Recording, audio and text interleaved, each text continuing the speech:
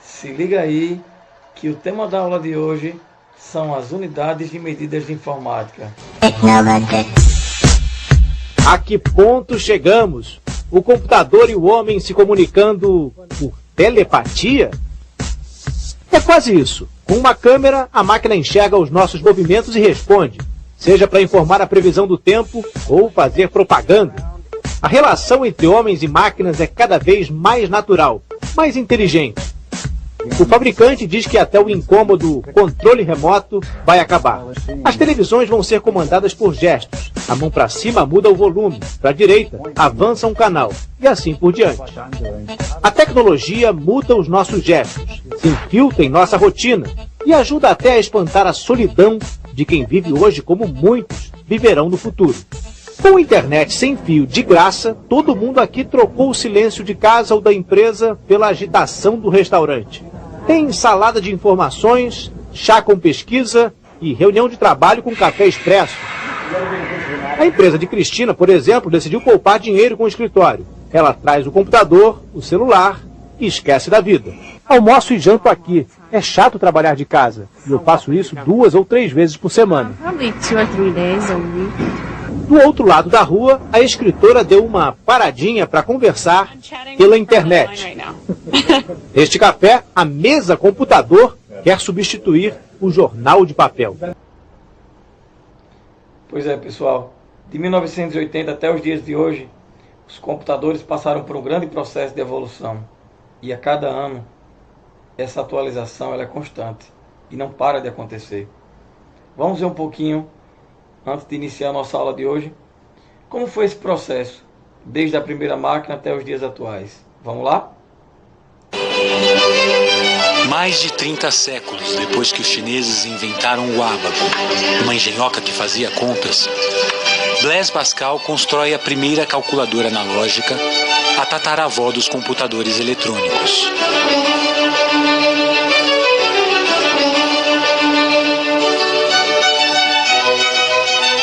Desde então, a história da máquina que calcula acompanha, passo a passo, a evolução da sociedade industrial. A primeira inovação veio com a necessidade de processar dados cada vez mais complexos da economia e da ciência. Entre outros pioneiros, Charles Babbage dedicou sua vida a criar máquinas capazes de realizar cálculos financeiros. Mas elas nunca saíram do papel.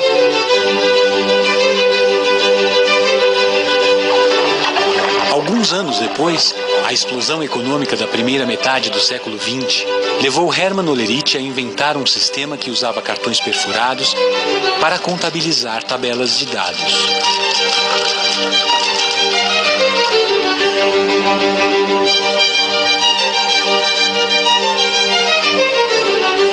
A conquista do universo dos números estava apenas começando.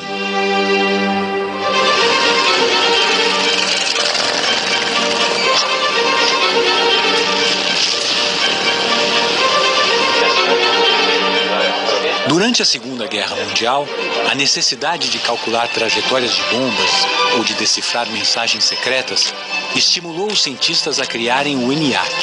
Era uma máquina enorme, formada por circuitos lógicos que funcionavam com milhares de válvulas.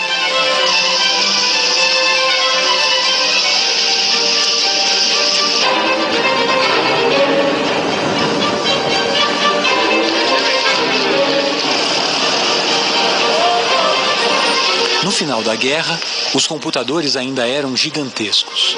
Apesar de todas as inovações tecnológicas, algumas máquinas ainda chegavam a ocupar prédios inteiros.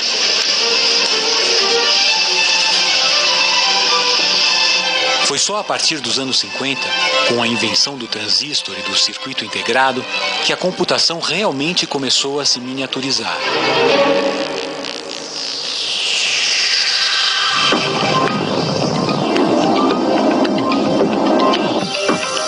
O próximo grande desafio foi lançado pela corrida espacial. Era preciso desenvolver computadores menores e mais poderosos para serem instalados nas pequenas cápsulas espaciais. É justamente esta necessidade de redução do espaço e de ganho de potência que iria permitir a popularização do computador no futuro.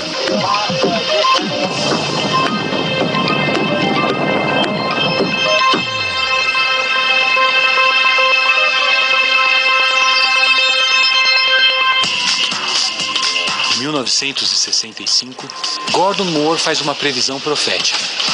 Até o final do século XX, a velocidade dos computadores iria dobrar a cada 18 meses. Nos anos 70, com a inteligência artificial, a engenhoca que calcula cumpriu mais um ciclo. Substituindo as máquinas de escritório, como previu Bill Gates, e tornando-se o principal veículo de entretenimento, como imaginou Steve Jobs, os computadores passaram a ocupar um espaço central no dia a dia das pessoas. E se este já é o passado do computador, qual será o próximo passo no futuro da computação? Se há alguns anos um computador mal cabia dentro de um prédio inteiro, hoje ele já cabe dentro de uma chave. A computação está em toda parte, nas câmeras, nos telefones, nos liquidificadores, nos controles remotos, nas geladeiras, nos carros, nas TVs. Da transmissão via satélite à escavação do solo, não há lugar onde o computador não tenha penetrado. Para Donald Norman e outros pesquisadores do MIT, a tecnologia da informação, que já se miniaturizou ao longo dos séculos, terá que continuar seguindo o mesmo caminho e ficar tão pequena que um dia se tornará invisível.